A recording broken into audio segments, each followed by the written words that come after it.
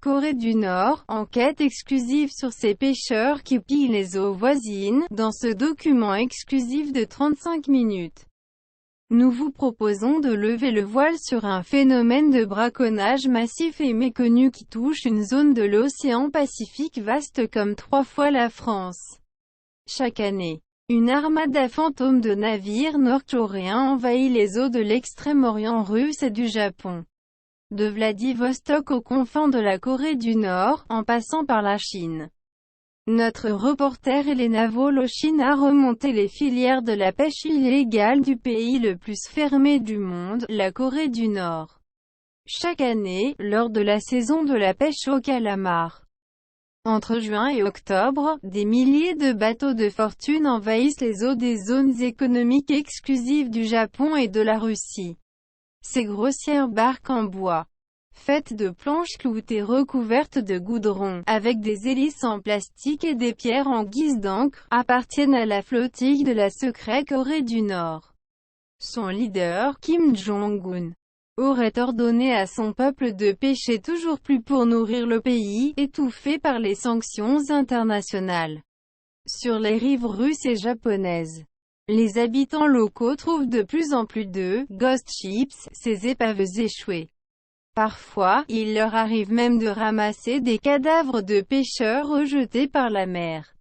Ici, personne ne comprend pourquoi les braconniers nord-coréens affrontent la haute mer sur des embarcations d'un autre âge, au péril de leur vie. Les pêcheurs de l'extrême-orient russe, eux, ne décolèrent pas, alors que leur activité est rigoureusement réglementée par des quotas. Les flottilles nord-coréennes viennent piller leurs ressources halieutiques sans vergogne, au nez et à la barbe des autorités. Comment sont organisées ces filières de braconnage? Qui les dirige et qui les couvre? Échange de bons procédés. Notre enquête nous mène en Chine, notamment à Dandong, ville frontalière de la Corée du Nord, où, en violation des sanctions internationales, des agents nord-coréens vendent illégalement des licences de pêche aux bateaux chinois. Pour le compte du gouvernement de Pyongyang, grande consommatrice de poissons et de fruits de mer, la Chine a en effet épuisé ses ressources par une surpêche incontrôlée. Chaque année, environ 2000 chalutiers chinois partent ainsi pêcher le long des côtes nord-coréennes en toute impunité.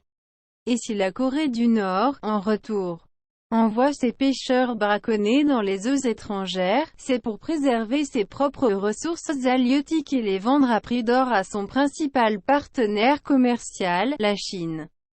Elle s'assure ainsi un revenu en devises, vital pour son économie, et dont elle est privée depuis les sanctions de 2017. Ce reportage est le fruit d'une enquête de plusieurs mois, qui mène aux confins de la Russie, de la Chine et de la Corée du Nord. En remontant les réseaux de braconnage, notre reporter a mis au jour les rouages d'une économie souterraine impliquant des États pourtant signataires, à l'ONU, de sanctions économiques à l'encontre de Pyongyang. Ce document exceptionnel lève un peu plus le voile sur le fonctionnement du régime le plus fermé au monde, qui n'hésite pas à sacrifier sa population au profit de sa propre survie.